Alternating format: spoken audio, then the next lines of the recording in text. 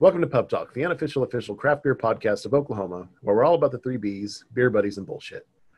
I'm Michael, and with me as always is a man who knows what you've all been thinking. It's Christmas time, folks, and it's time to get drinking. Jeremy?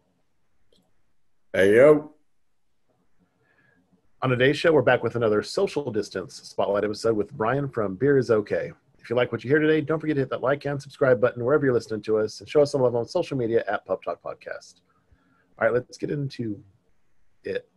You know, they brew 10,000 bottles of beer a day. I drink 45 off the assembly line, and I'm the asshole. Yep. Oh, I hear you now. Holy crap. We got it. I remembered I tried to do that before on my phone, and it did not work. Gotcha. Oof. I don't know why. I never use my phone for it, so. We got to figure it out. That's the important thing. That's why. Oh, well, we normally start these with just, if you can give us a brief intro, let everyone know who you are and what you do. Okay. Well, I'm Brian Welsbacher. I am a entrepreneur, not by not by any means of wanting to be offhand, but been down in Oklahoma for almost over 8 years now, and I run Beer is Okay. It's a small apparel company that does apparel and goods inspired by beer. And when I came into this state in 2008, there wasn't much beer, and we had Marshall. And actually, my first craft beer was at a Drillers game at the old stadium, and I had a chalk beer, and it was so that was kind of my introduction to craft here. And then Marshall came online with their three bombers later on, and coming from St. Louis region, I'm from Illinois originally, and didn't see much in the ways of craft. I was like, what did I get myself into? What is going on with this state? And so I kind of started my small company when I was working with a promotions company in Tulsa here. So kind of the reason I have my company is also I have background in printing and promotional products, and can, put really big logos on little things. And so, I don't know. It just kind of grew from there. I started that in 2012, and then grew into a blog, and grew into a podcast. I got the domain name Oklahoma Craft Beer back in 2013. Still shocked that I snagged that domain and nothing was going on. Nothing was on it. Yeah. And then started the blog, turned into a podcast when podcasting was getting bigger, and did that for several years, and then had a kid, and that just all went to hell. And so, kind of in between that, been just coming up with unique designs centered around the culture of craft beer, trying to build up that culture of craft in Oklahoma. I came up with a slogan, cultivate the craft, early on, just to try and find like-minded people, that liked good beer. And it was hard, just trying to learn the ins and outs of what came before us. And then now, been writing a book about the history of brewing in Oklahoma for the past couple of years, and learning a lot more than I ever wanted to know, probably, which hopefully was supposed to come out this year, but it'll probably come out next year. So that's pretty much my timeline in a nutshell. Well, you mentioned chalk was your first Oklahoma craft beer. Do you remember your first craft beer before you moved to Oklahoma? Maybe what got you started drinking craft beer? Yeah, I want to default to Schlafly in St. Louis because it's, been around when I turned 21. Oh, when was that? 2001. Is that right? Yeah. I think I turned 21 in 2003. I'm 38 now, so. Yeah, 2003. There you go. But before then, I'm sure I've had some other things. There was a couple beers we used to drink quite a bit, and I was actually thinking about it today. It was Moose Drool. Oh yeah. I drank a lot of that back then, and a lot of brown ales. But I think I was early on like a lot of other people. We drank a lot of imports too, and we had Boddingtons and whatever's cheap too, man. Just I was never one to really drink Bud Light a lot. I think there was so much of it, especially growing up in and around St. Louis. It's just like overkill. Yeah. And it was just mind numb. Like it's just numbing. It's like it doesn't taste like anything. So you're like, I gotta have something better than this. So yeah, I was always one to. I was never satisfied with just one thing. I was a ticker from the get go. Like I had to try everything. Gotcha. Almost. There was, and then as I hit 21 and a little bit older, there was so many small craft bars and pubs in around St. Louis that we hit a lot of. So I was hitting, all the major brands early on. So, and stuff that Oklahoma never really had access to, like Stone and, a lot of West Coast, East Coast beers. Yeah.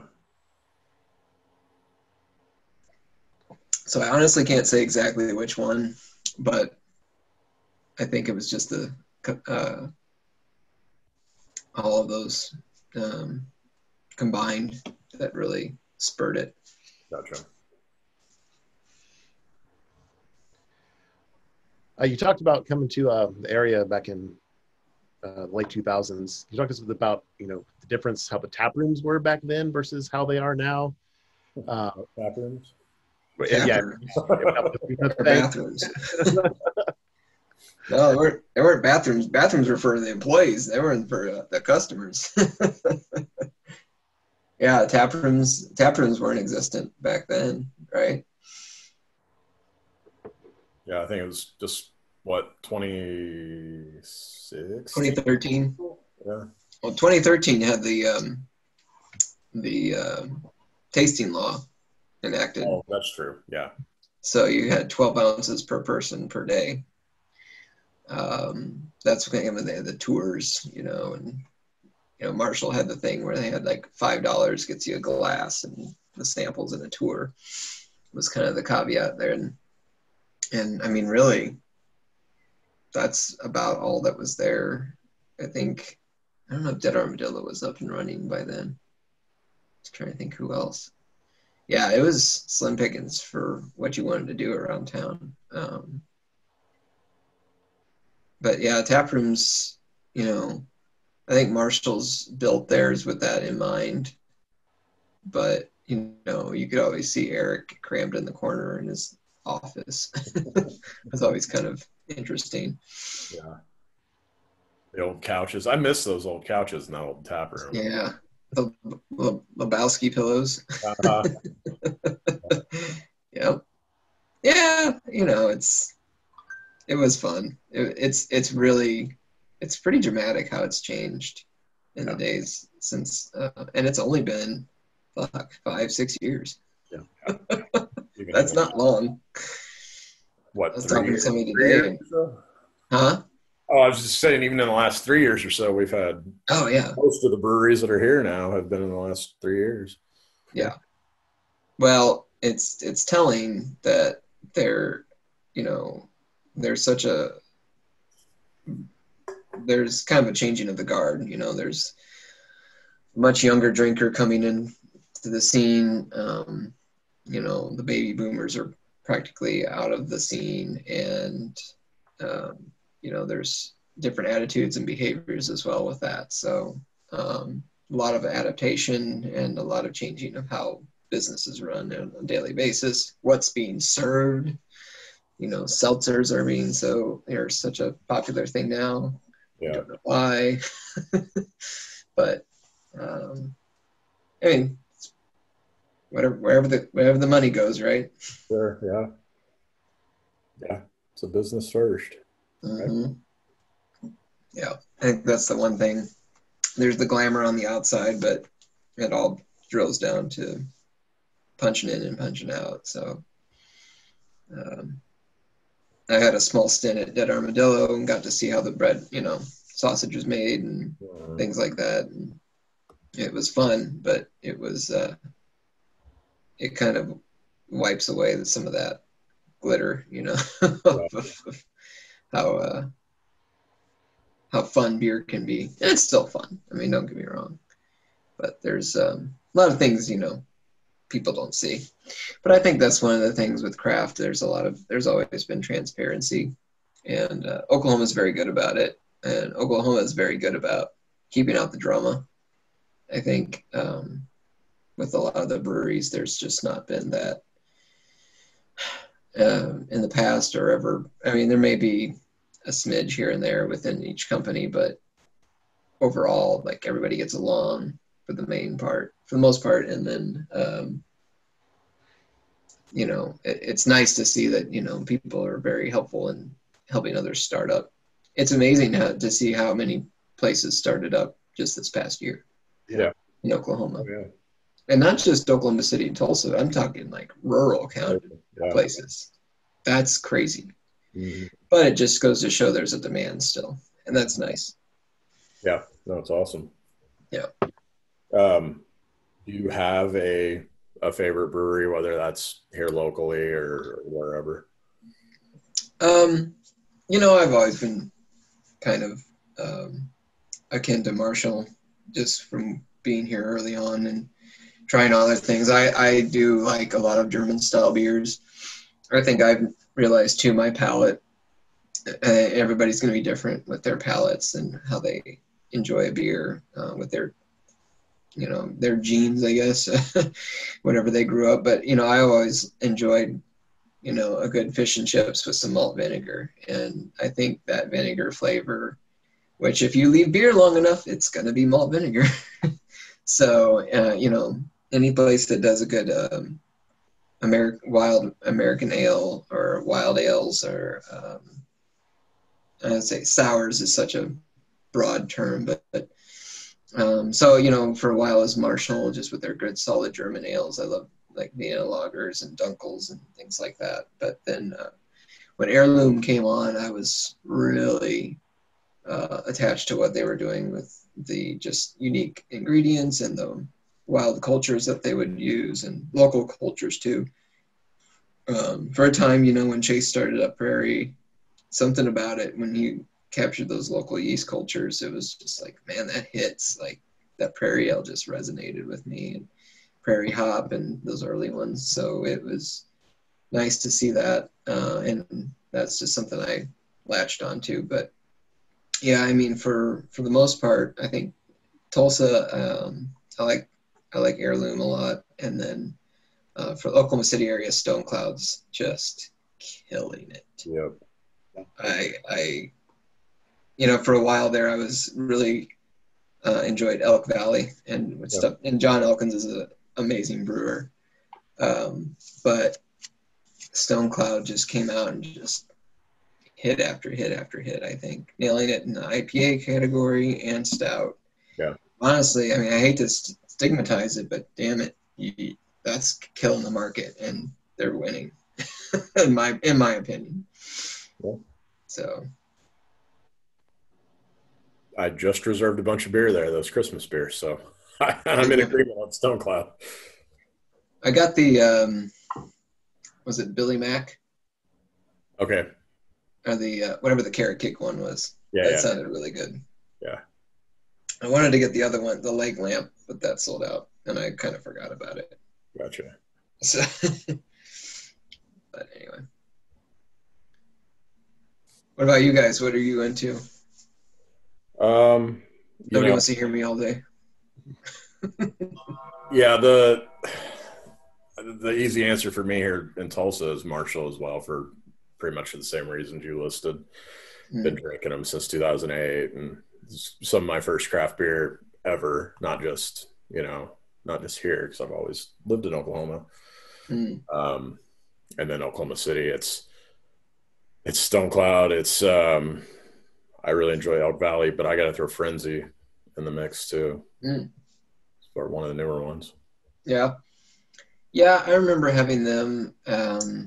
So I do my kind of big philanthropy, because I'm a big believer in that, is with Hops for Hope in Bartlesville. Every year it's a homebrewers competition. Oh. And Frenzy was part of that for quite a while. And whenever they did the Vampire Glitter, which is their spin on what's the beer from up in Indiana? Zombie Dust. There. So ever since they did that, I was like, oh my god, that's so good. So they got me hooked from there. So yeah, I think there's quite a few like that, and like Skydance, very underrated brewers that aren't getting enough attention, I think. You gonna list yours, Michael? I'm trying to think of something different than what's already been said, and I agree on all those. I love Rough Tail's beer too. I picked up some more of theirs when I went out earlier today, hunting down this Prairie one that they released in Tulsa. Picked up some of their stuff, which I got to say, this Deep Eagle is pretty good. Oh yeah, that's just down the road from me. I should probably go grab that. I heard it was pretty decent. Yeah, they have a ton of it still. I was there earlier today. Nice. Very good, but I can tell Awesome. it's very strong because I'm feeling it already. So, My bed's calling me now, but yeah. And of course, Marshall. I've been a big kick of theirs lately. Been posting a lot of their beers lately just because of the releases they've had over the month that have been fucking awesome. Yeah. I think something about those guys is just the consistency of hitting the mark every year and running with it. Yeah, early on, Rough Tail was a big one of mine too. I used to chase after all those IPA. They were doing a great job with IPAs. It's something to be said about the local brewers too that I assume some people kind of follow, but we are spoiled in a sense with people that are brewing. Especially with Rough Tail. Tony Taylor is amazing with what he's done there, and then bringing on Matt Denham. Matt kind of was like a prodigy in himself, just wanting, a home brewer, loving hops, and then doing what he did with the beers there, and then now he's over at Solera doing the same thing and ramping it up even more with the big double IPAs. And but he's doing pretty good stuff with lagers too. He's a very simple drinker too. I don't know if people know that. And I think that's kind of the thing with brewers too. If from things I've read and listened to over the years is, and one of the reasons why Stone Cloud has the lager lounge is like brewers just want to go sit back and drink a good lager and not get shit faced on one bunch of big beers. It's like drinking a nice simple lager, like a simple, easy, authentic lager is probably one of the harder beers to brew. Yeah. You would think it's easy, but it's not. And I've learned that over time, that the simpler things are harder to do, which is kind of funny, but makes sense after you kind of hear their description of it. So sure. Have you ever dabbled in the home brewing or anything like that? Oh yeah. Early on, and it was nice. It was fun to do, but it was, and you'll talk to any home brewer. It's it's 90% cleaning, 10% making beer. So it was fine, but So yeah, I've kind of moved on, and especially having a kid, I'm just like I have zero time. Yeah. And trying to pretend to be an author, yeah, there's no time for that.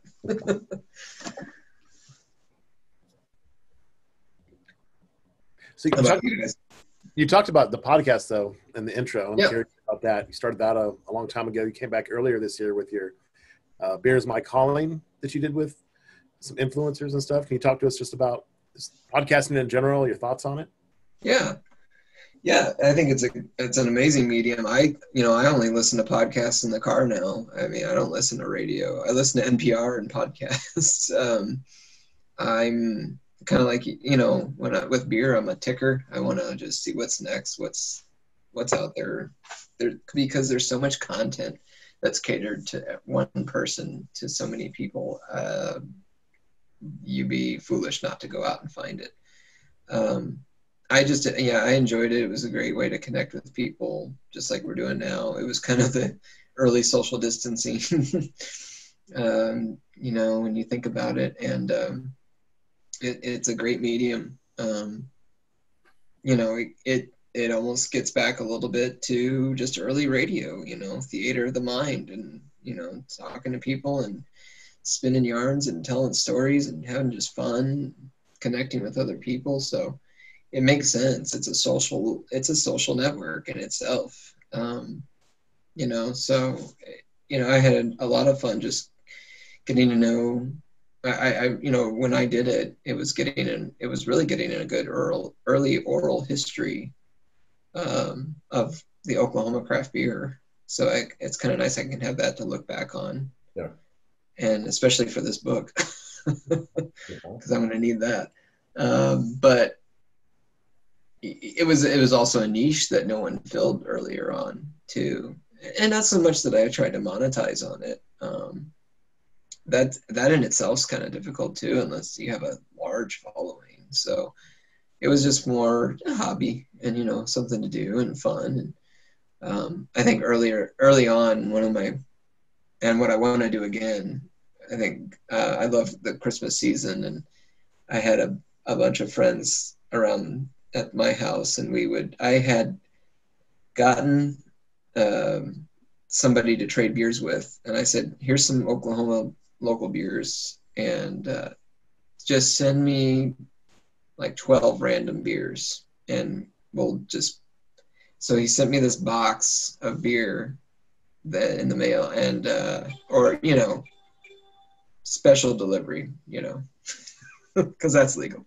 Right. And he sent me some beer, and each one was wrapped. So we unwrapped some presents, and we just went around and talked Christmas stuff. And, because this time is just so nostalgic, and I think people enjoy talking about, times before when it was simpler, and God knows we need that more now than ever. But, that was probably one of my favorite episodes too, just, having people, we just had like Christmas cookies and beer. And so it was kind of I'd like to do that again someday.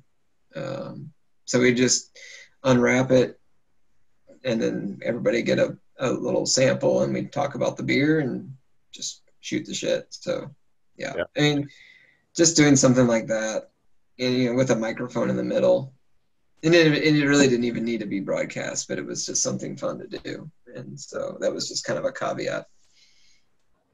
The first 5 years of our podcast didn't need to be broadcast. We just did it anyway. Yeah, right. Well, it depends on it depends on the angle and what you want to do with it, of course. Yeah. Yeah. I think early on I saw that there was a need to talk to some of the brewers and people coming on, and I just had access, it's like, I have this time, I have access, why not do it? Yeah. It didn't cost much. It was fun. I got to try free beer, and they bring beer to my house, and hey, let's talk about beer. And, it's like, shit, so it was fun. It was a free promotion for them. If 5 people listened to it, great. It got the word out. So I think too, though, we just having that domain and putting it out there helped. And I think just me trying to want to be part of something, because I'm kind of an outcast. I came here from somewhere else, and I just wanted to be a part of something and have a good time. I mean, that's all my company is too. It's just, I thought this would be fun to wear, and I want to wear it, maybe somebody else will too. And, go from there. So that's kind of my philosophy. Well, that's probably a good segue. You make a lot of cool designs, beer themed, Mm-hmm. Do you have a process for that, or do you have a favorite design or anything like that? Just things that come to mind. I do say a lot of times that I have things inspired by nature. I'm very conservationist at heart. I try to be very eco-conscious, eco-friendly. Try to think of products we can use over again. There's a great book about people overuse, products that are cradle to grave. You use it one time and it's right to the landfill, but we want to do cradle to cradle where it's just continuously using over and over again. Obviously you kind of get stuck in the mainstream of like apparel, which I do, which unfortunately is not always eco-friendly, but it's something that is just can still be utilized and used over and over again.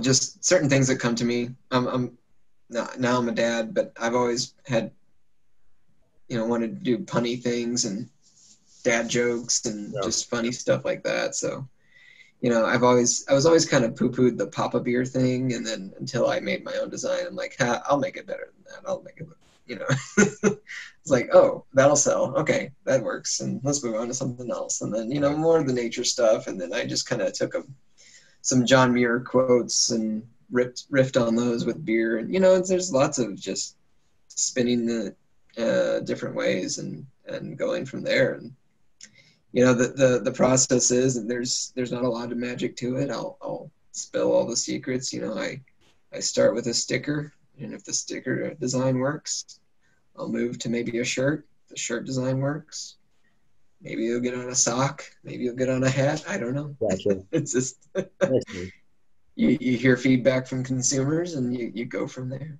Yeah. And then again, it's just personal flavor, whatever I like to see, or if I wanted to have that, right now the hottest thing is the beer is calling and I must drink design. Real simple outdoor camping design, but it resonates with a lot of people, and it's been fun. I'm just seeing what works, what doesn't, and there's a lot of things that don't work, and that's part of it. That's in the bargain bin, and but it's been fun. It was a good way to connect with local breweries, and beyond that, it's the local organizations like the new Oklahoma Women's Craft Beer Society, and hopefully going to do some things with the revamped craft brewers. What is it? The Craft Brewers Association. So, because there's always kind of been a guild, but they're trying to do a little bit more marketing for Oklahoma. Mm-hmm. So hopefully can do some things with them, and I don't know, just opens a lot of new doors. And one cool thing is, so I don't know if a lot of people know, I started with the bottle opener in the shape of Oklahoma. It's kind of how it all started. And recently there was a company that's, I guess, opening up a store in the Oklahoma City airport, and they're doing a lot of local goods, and I guess they finally announced that they won the contract. So they were gonna, part of it was gonna be my openers in there, but of course COVID hit, so that kind of put a damper on things. But they just released that they won the bid. Yay. Yes. But it might not be until 2023. Oh. Yes. So I'm like, well, I hope I'm in business. Damn. Yeah. But anyway, just little weird ideas that just pop in your head, and now 10 years later, 12 years later, might be in an airport. Yeah. You never know. So yeah. Funny how it works. Yeah. Well, I'm going to throw out, I really enjoyed and I don't know if you can see it, it's over my shoulder here, the Tom Chalice sticker that you designed. Oh, yeah. Thanks. Yeah. The little mascots just kind of started with Tulsa Oktoberfest last year, and it was the first time I ever sold out of a shirt at an event with the little Beermeister. So, that did well. And I, when I saw that, I actually saw Amanda Bear, her post about it, and I'm like, just double take. I was like, what? And, like, I just saw him when at the Brook Beer.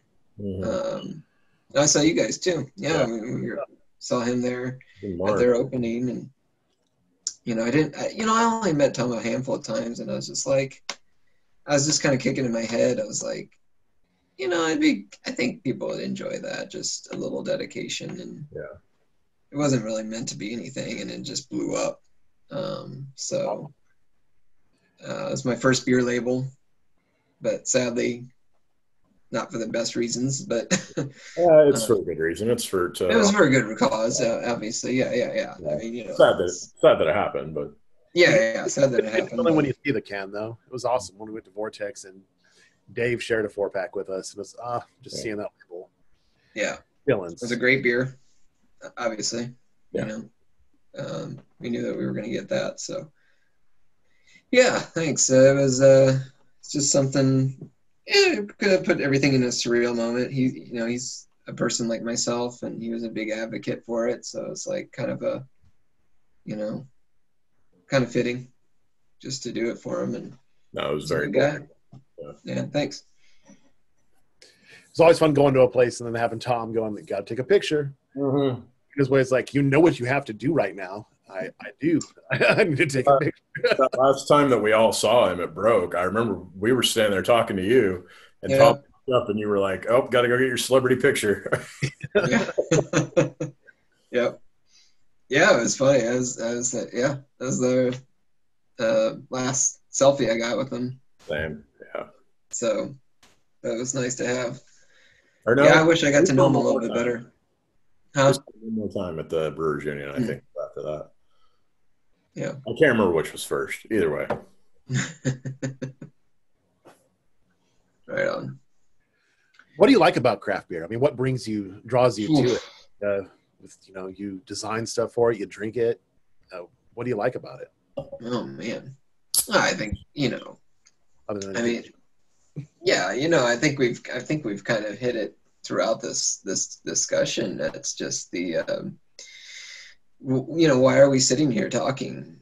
Otherwise, I mean, you guys are great people. Don't get me wrong, but we're talking over a subject that's true to our hearts. There's nostalgia to it. There's something to it that it's a product that, when it comes down to it, it's a product. It's something that we all love to talk about. People love to sit around and talk about video games and sitting around and talk about. I mean, you got Funko Pops. There's probably podcasts about that. Yeah. There's probably a podcast about stickers. I mean, there's, so it's just the aesthetics of it, the design, and I think it incorporates so much and so many different people involved in it. Again, it comes back to transparency. There's just so many things involved and wrapped into it that with these handmade products. It is weird. It's not something you see with many other beverages. You don't see this really with wine. I don't. I mean, and then wine gets a stipulation of a snootier crowd, and there isn't always. I think that gets a bad rap too, but it is weird. It's something that doesn't happen with with everything.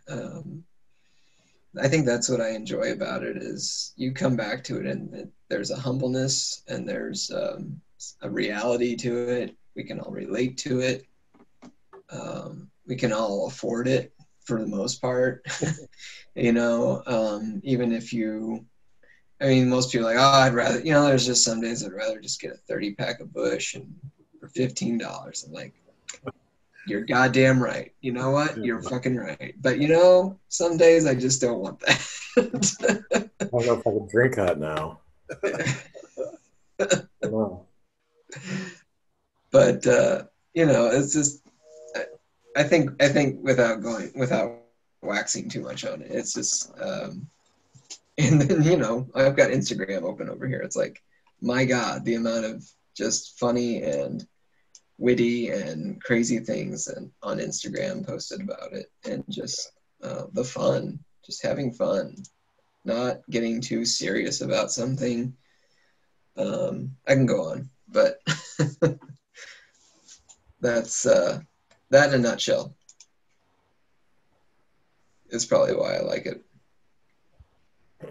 So we've talked a little bit about that book that you're writing a couple times already, but I'm curious how that process has been for you, and maybe if you've unearthed any really wild stories you'd care to share, or anything that surprised you.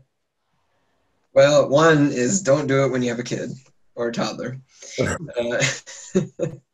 You are not making me look forward to this whole fatherhood thing. Oh no, you are in for a world of hurt, my friend. The first year, 18 months are great. After that, buckle up, Buttercup, because it's no joyride. Right on. Okay. There's moments, but there's few. You'll be fine. It's Got beer to get not for the faint of heart. No, it's the book process has been interesting. One thing I go back on is there was this publication that you and I both wrote for, the Southwest Brewing News. And I'll tell you what, if that thing wasn't around when early 90s, I really don't know if I'd have a lot of information. There's so many people that have moved on in this industry in this time. It's really crazy. It really is. I don't know.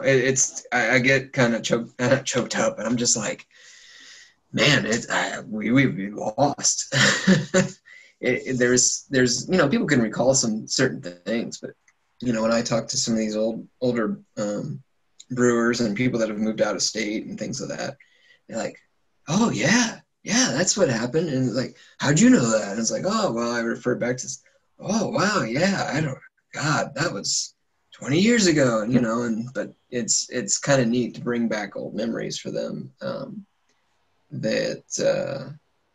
don't know if there's any wild stories yet. There's a couple. I talked to T. Paul Eagleton for T. Paul's Beer Company. He was kind of the first craft beer on the shelf in Tulsa, Strong Point, and he's a character. And he was a good time. We sat at Marshall's with him and his partner, and that was probably some fun stories that you'll get to read. Okay. They had a good time. That was the mid '90s. They had thrown some blues and brews festivals, and there's some good stories in there about that. There was certain people to ask me, oh, well, how far back are you going? Are you going to like, when Bricktown opened? I'm like, no, I'm going back to like pre-statehood. Because there's actually, when I first sat down to start writing this thing, I was like, I don't know, dick. Like, I'm really, is there something, I better research a little bit more. And sure enough, there was stuff back in the 1890s. There's the whole full circle of when the Native Americans had gone on the Trail of Tears from Georgia up to Oklahoma to Indian Territory before it was a state. And, that there was that whole thing with not letting them have alcohol and things of that nature. So there's a great dearth of history there, and it's in of itself, for sure. And then, why the state was, when it became a state in 1907, why it was a prohibition state. So there was no alcohol allowed. There was prohibition in when it started up until, but the problem was, of course, bootlegging, which was so prevalent throughout the U.S. regardless. But anyway, there's so much just to learn and why nothing really spun off. There was early stuff in the 1890s before, there was these ice houses that would just massively generate ice. And I guess for some reason beer was part of that. I don't know why, but that was kind of interesting to learn. So I learned a lot more than I ever thought I would doing this project. and more to Oklahoma than what anybody's ever talked about with me publicly. Maybe just because I don't know. I don't know.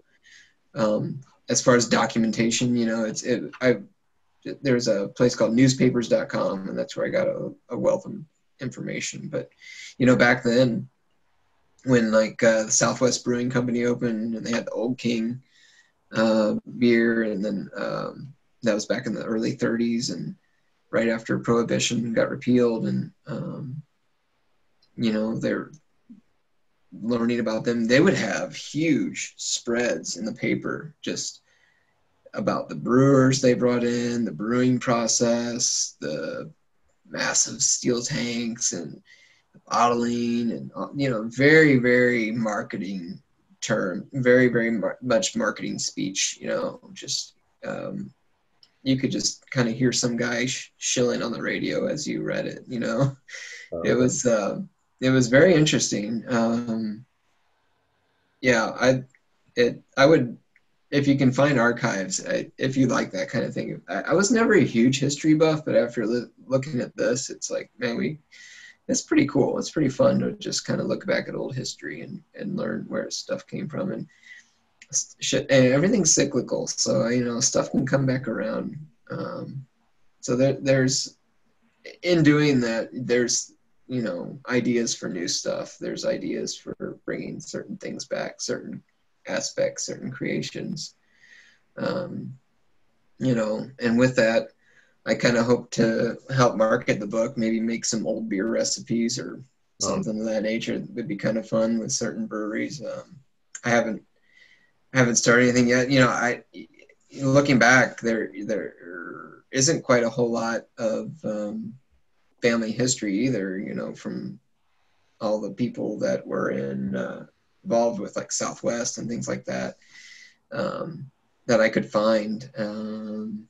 I think there's some lineage still left in Oklahoma, but it's not easy to find. Yeah.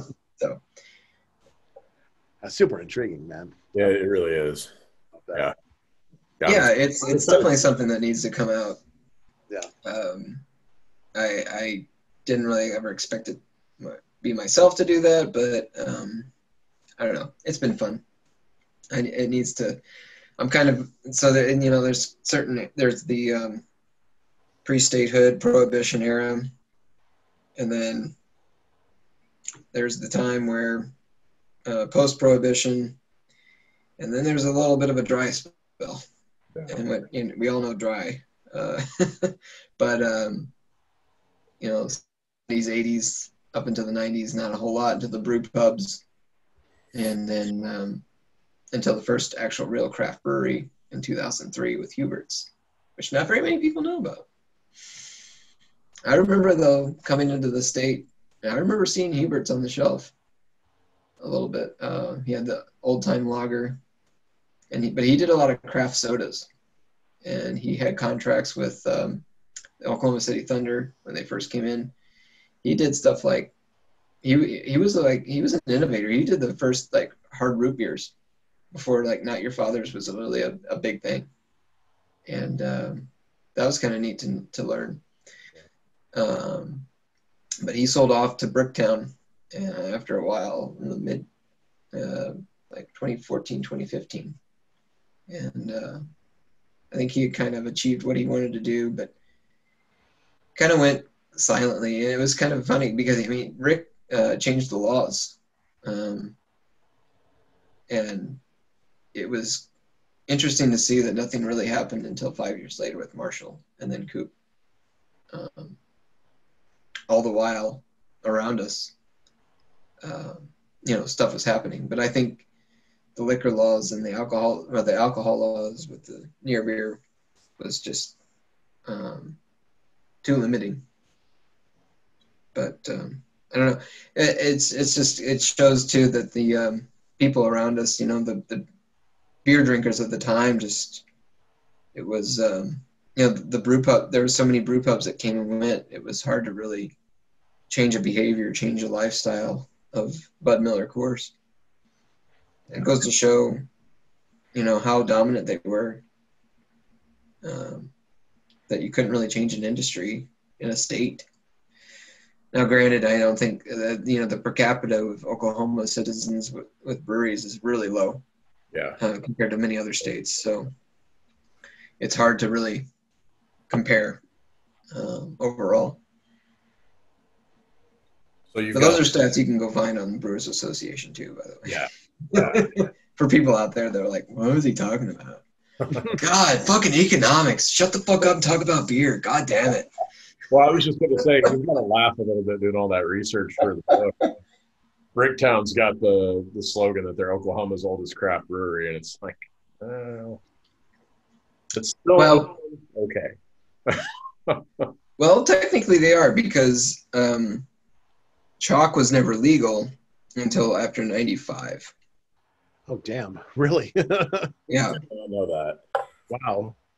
Yeah, chalk was always served illegally. I mean, even back when Pietro Pagari started, he got arrested several times. Right? Chalk's been around for fucking ever, haven't they? Yeah, chalk is like the original homebrew of. It was the purported story was he created. God, okay. So there were the miners down in McAllister and Krebs and there was a big mining industry, a lot of Italian immigrants, which makes up a lot of Krebs. Krebs is awesome. The food alone is worth going for, but a very big, very family-oriented, rich heritage. Very many third, fourth, fifth generations down there, and so the story goes, especially through Chalk's website. They traded recipes with the Indians, and it was a homebrew recipe for some, and kind of like a hazy wheat beer, sort of.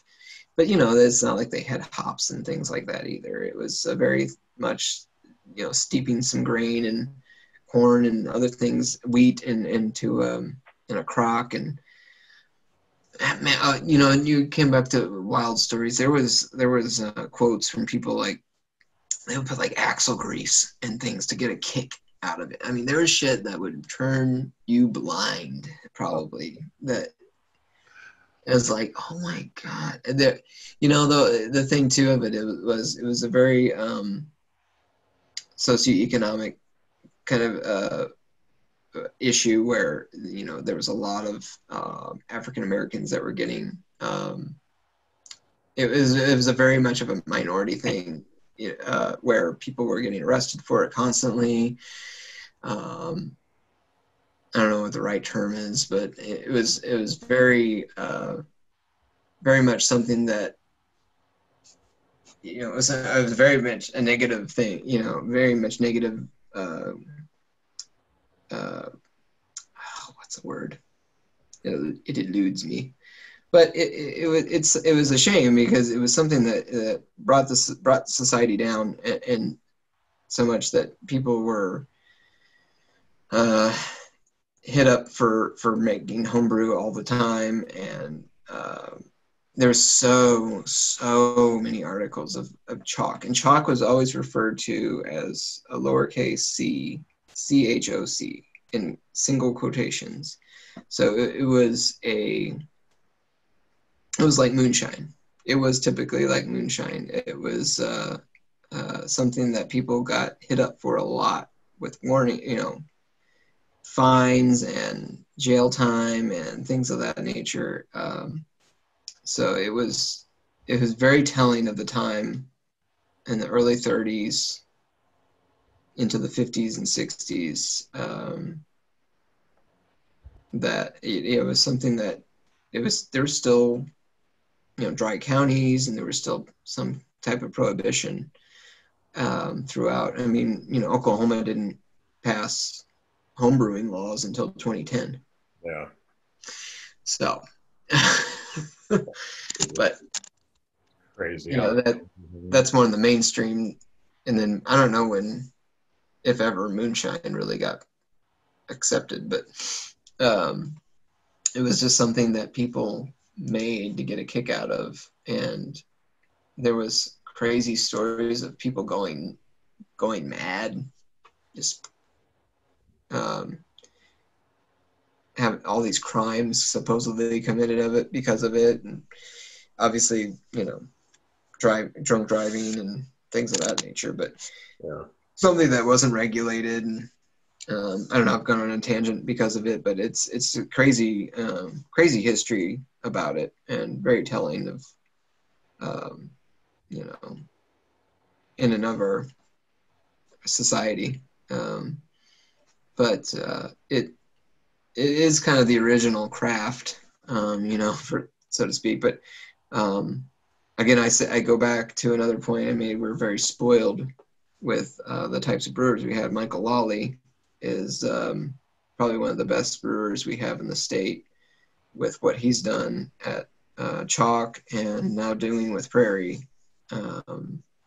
It's very telling that he's just working from the kitchen at Pete's place, and then going to now what he's doing is pretty phenomenal. And I think it goes back to the portion of that it's very family oriented business, especially down there.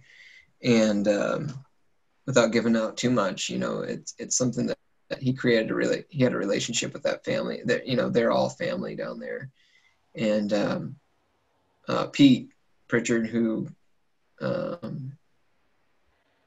had taken over the business with his wife, just put so much trust and invested into it, and into something that wasn't supposed to, honestly, wasn't supposed to work. You're in the middle of nowhere, Oklahoma. Like, how does this really work? And it blossomed into something like it was a family tradition, and it just grew and grew and grew from there. And you have this huge tank farm down there now, as Prairie. It's wild, but that's great. I think every state kind of has an origin, and Chalk is definitely that. Right. So it is definitely the true original craft, I think, without being specifically named so, from the Brewers Association. But right, that shit's so interesting. Like, I love hearing about that stuff. Yeah. It goes deep. It's great. And it's, once you get the full story, well, that's the problem is, today's, with all the trying to fact find and what's right, what's the truth, what's not. It's humbling to just say, okay, this is what happened, and here's this. Like, I think that's with my personality too. I was like, just give me the facts, just give me what happened. Okay, that's cool. Okay, I get that. Like, I'll form an opinion, but as long as at least I know something that's actually factual that happened in this, I don't know. It's all awesome. Love to read that someday. I'd love to see that someday. Yeah, I'd love to see it too. I don't know when that's going to happen, but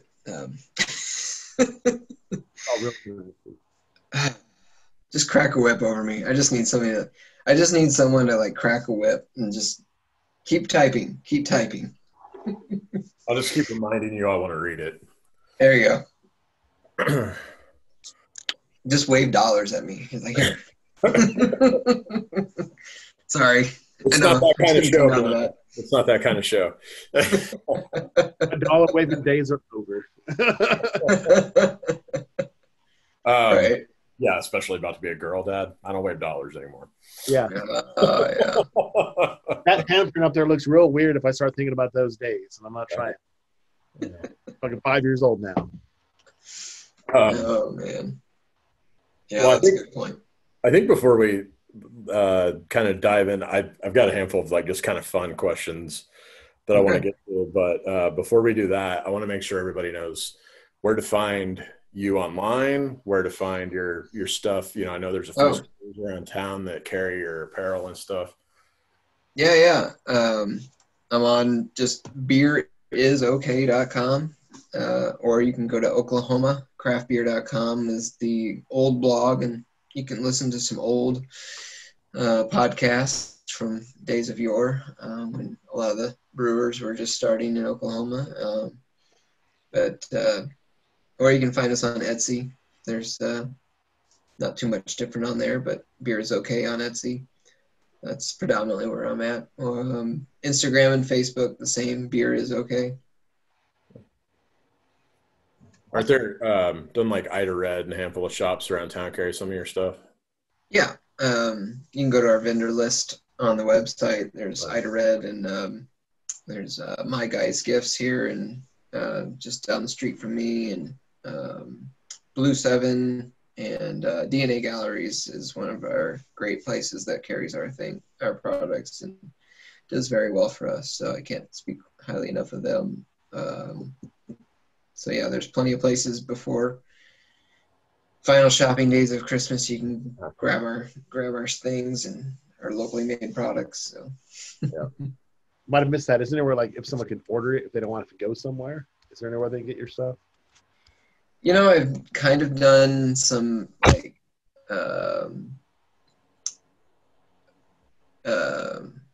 you know, I mean, do you mean as far as like pickup or kind of a curbside thing? Pickup or a shipping, anything like that, where Oh yeah, I mean, just beerisokay.com. shipping. I ship direct from that. But yeah, I debated on doing the kind of a local pickup option, but I don't know where that would be from. Yeah, shipping's good enough. That's what I was getting at.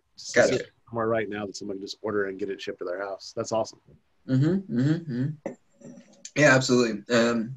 I've been doing that on the daily. I've been very thankful. Etsy's been huge this year. I've been on Etsy for almost 5 years, so I think, yeah, being on there over time, I think just helps. And this year especially, obviously everybody's online, so it's been a blessing. It's saved me a lot. So that's good.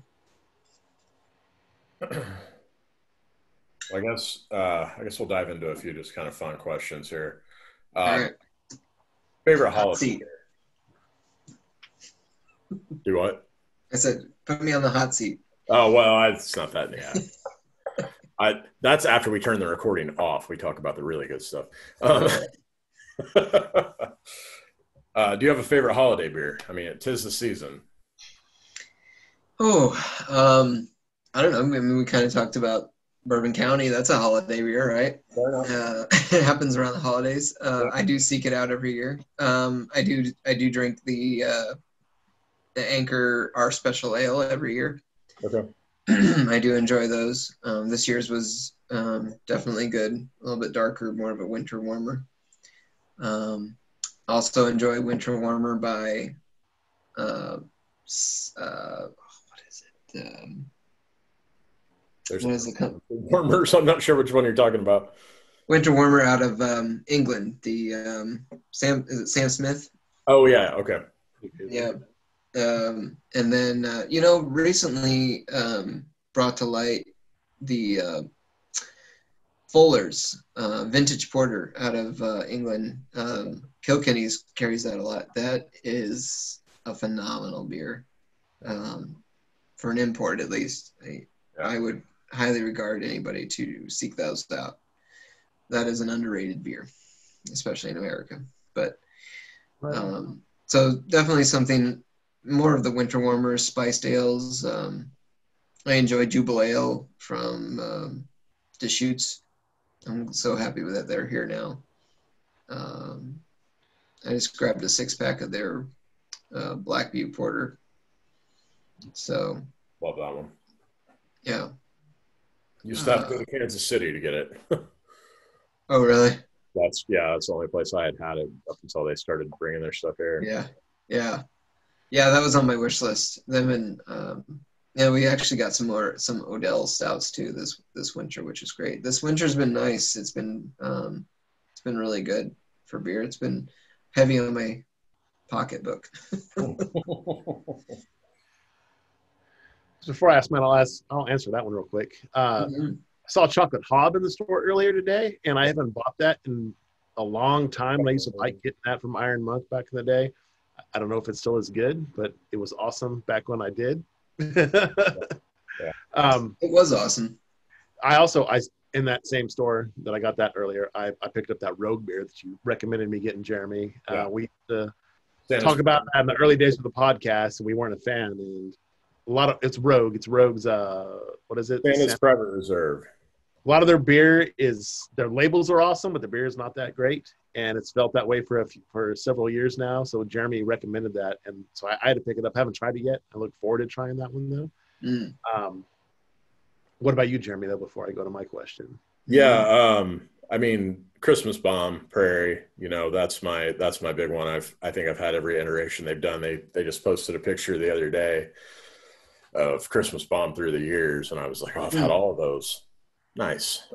Well done, sir. Yeah, I always look forward to that one. Black Dolphin, I guess I stick more local with that kind of stuff. That's what I was drinking, a minute ago. Those are probably my two big ones for this time of year. Last couple of years, I've been into Full Grown Nick from Tubbs. So good. What about, and we talked earlier about chasing beers and how we haven't done that as much this year with COVID and everything.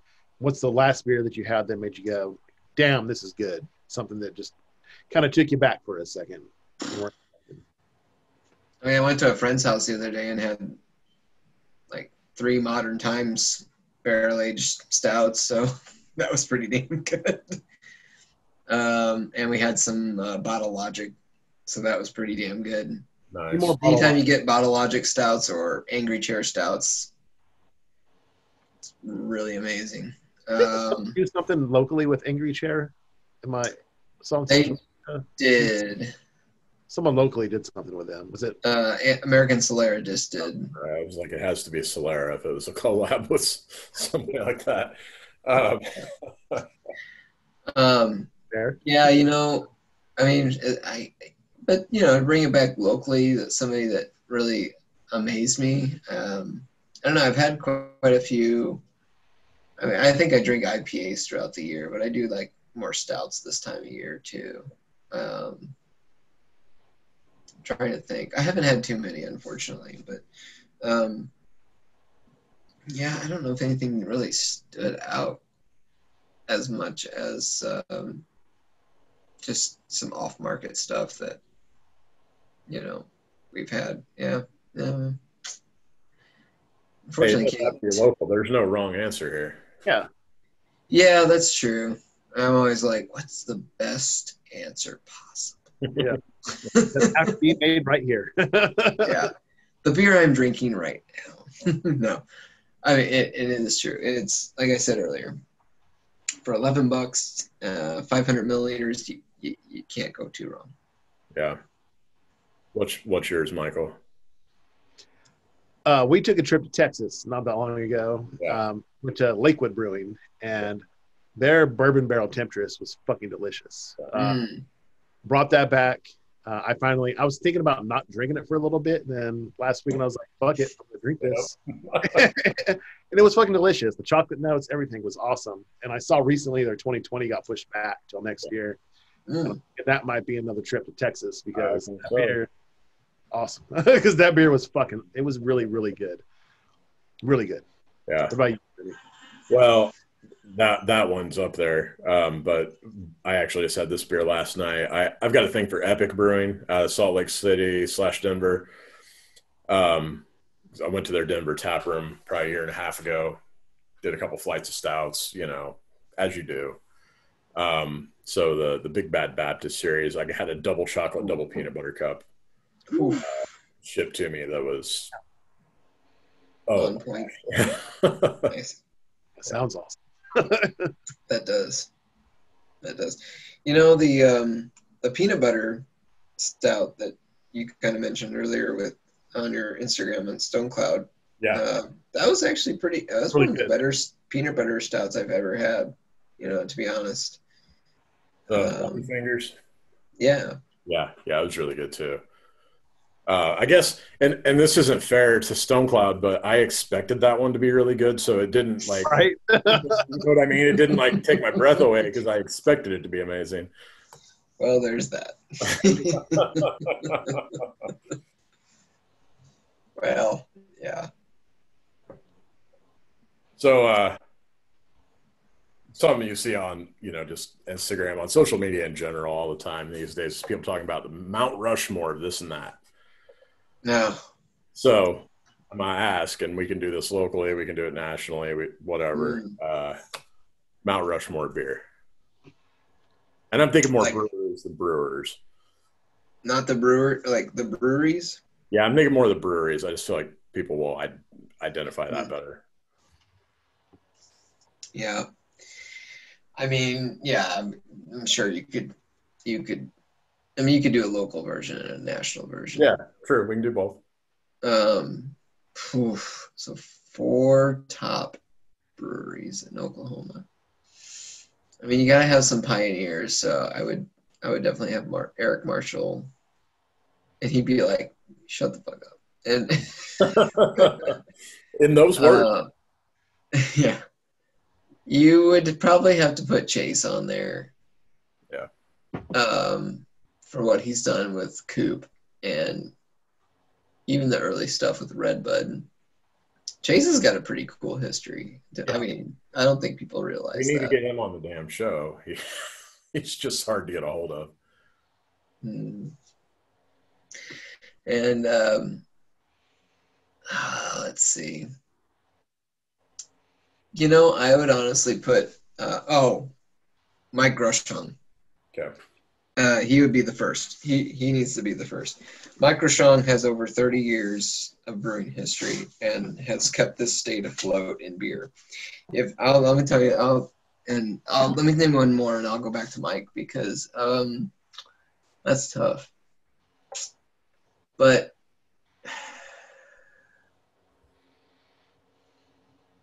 I hesitate because I want to say somebody from Bricktown, because without Bricktown, I feel like there's not a lot of more local beer drinkers or more people that would try something different and try something new. But I did speak with Charles Stout for the book, and he's been a manager and ever since Bricktown started over 25 years ago, and I think he would probably be on top there too. It's probably these people, it's these people there's people that nobody really knows that have kept the craft beer vision alive in Oklahoma.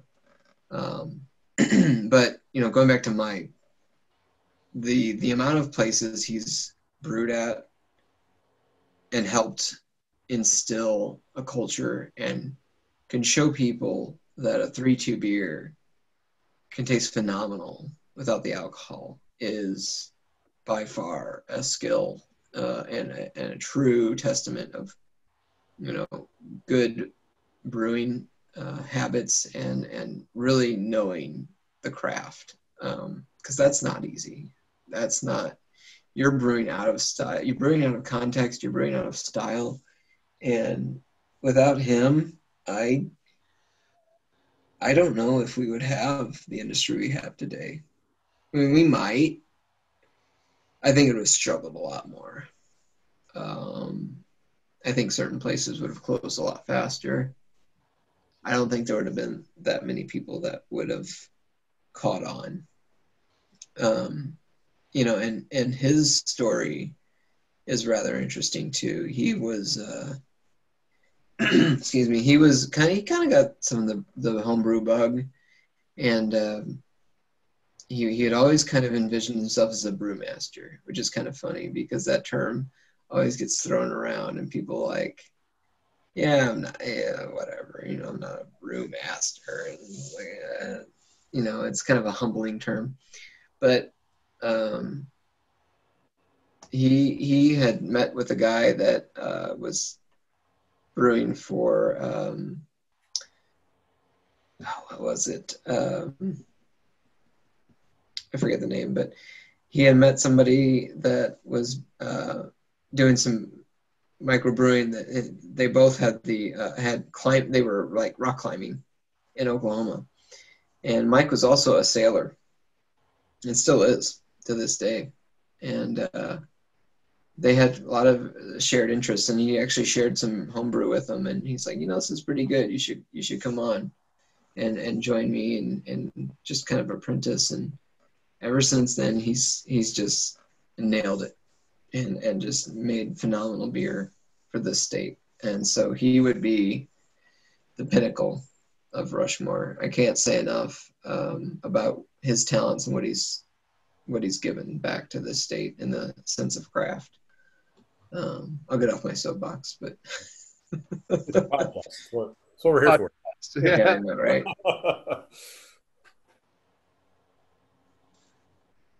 But yeah, it's fun to learn those stories. It gets a little emotional. It's just like, man, that's really hearing somebody's history and somebody's story is nice and humbling in itself. To see that there's a real human element to it, not out for the almighty dollar, right? But out for championing something that's good in themselves. So yeah.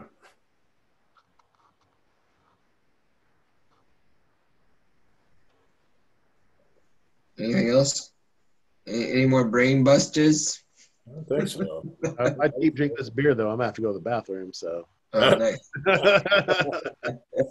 I don't. That pig bladder.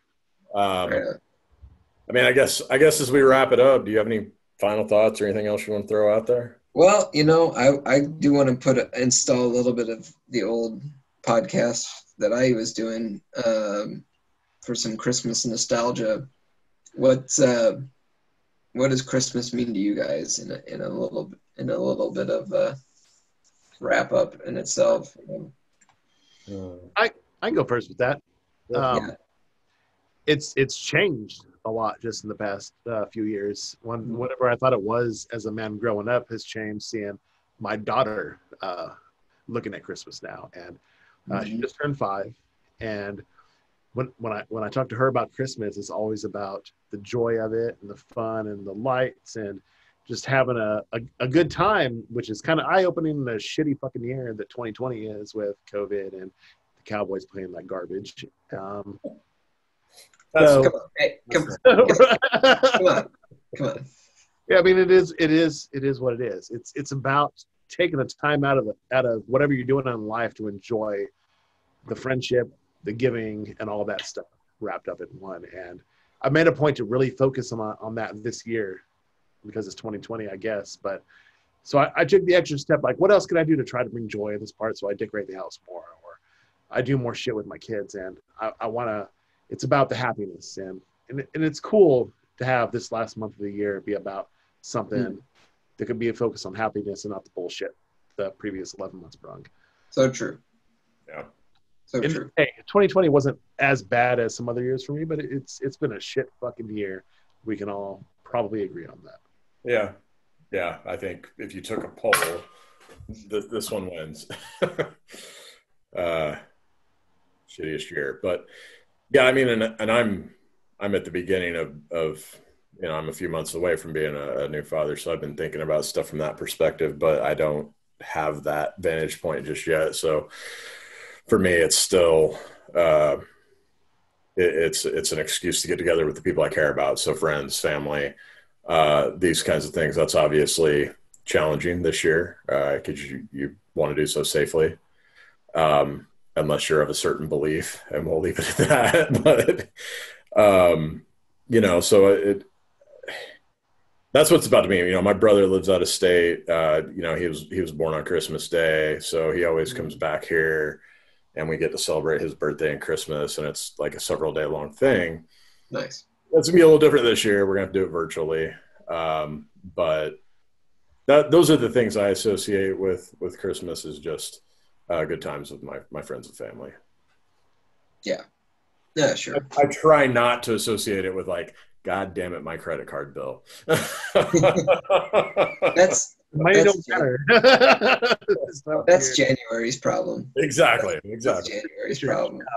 You don't have to worry about that. JD's problem. Yeah. Next year. Yeah, that's 2021's problem. Yeah, it's all good and fun, but until next year. Right. What's your answer, Brian? Oh, kind of the same effect. I don't know. I think being away from family out of state for so long made me appreciate it a lot more. So, we usually just go back for Thanksgiving. We heavily debated it this year, but we still went and played it safe as much as possible. And but just being back, just sitting around watching football with my dad and my brother and hanging out, and just watching my kid cook with his aunt and my mom and just having fun and just seeing that family element is kind of ties it all in for, back to what we used to do. So yeah, it's definitely that. I don't know, just Christmas always had a special meaning to me for some reason. And that nostalgia too, just getting the gifts and I guess, I don't know, maybe there's something about being an 80s kid too and just having all those cool toys back then. Wanting to have that same joy for your kid too now. So it's the holiday too. All right. Out there, the holiday movies like Home Alone and that kind of stuff. Yeah, holiday movies too. Like I need to watch Die Hard like this week, really, really quick. Like I really want to watch that. Right, a Christmas movie. It's totally a Christmas movie. Yeah. It's absolutely a Christmas movie. No debate. Oh shit. But what was the big toy for you guys back in the day? Oh, God. I'll tell you mine off the bat was always Ghostbusters stuff. I had to have like a lot of the Ghostbusters toys when I was like 5 or 6 or so. I almost lost my mind over Teddy Ruxpin because I had to have when I got him, I was so fucking happy. I gotta piss. I'm not gonna lie. I gotta do it right now. I'm gonna die if I don't. I rhymed twice there. Go for it. All right. We'll edit that out. Yeah. Probably not. No. I mean, I'll edit out the time he's gone, but. What was your favorite toy? Man, you remember Thundercats? Oh yeah. I got the play set, like the layer. Wow. Like that big cat looking that had like the claws that raised up and stuff. Yeah. Supposed to come and go. Yeah. That was the product of a divorce. that was my dad being like, watch this. Ooh. Yeah. Playsets were a big thing. Playsets were like, okay, this is going to be your Christmas, birthday from us and grandma. Like, that was like the big thing. Playsets were a huge deal. Yeah, I used to have, I did get the Turtles playset. I never got the Technodrome. I had the Technodrome too, but I think that was a birthday, not Christmas. Ooh, damn, you were special. It might have been Christmas. I don't remember.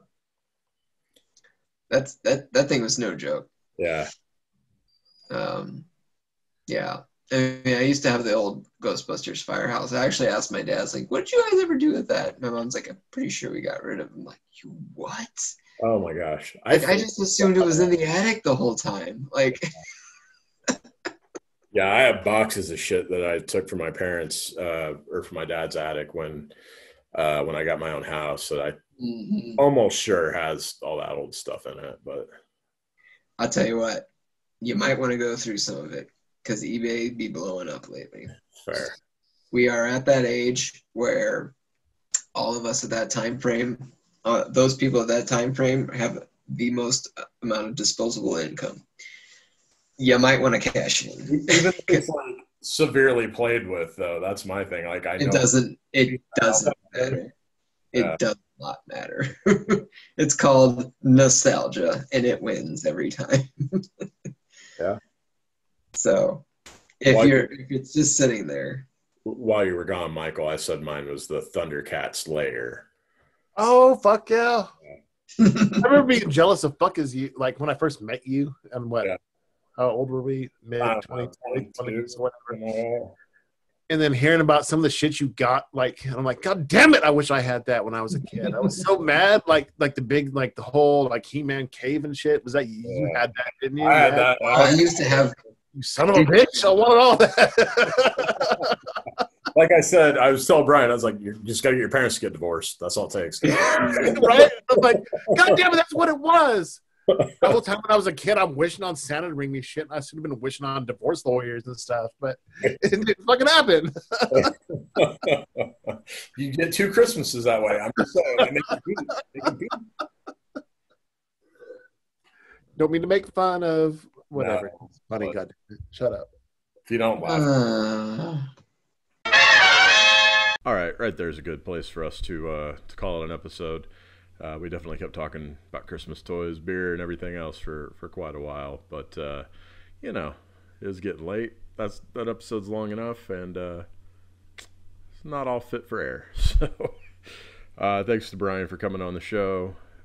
Really enjoyed chatting with him. And make sure to go check him out. beerisok.com.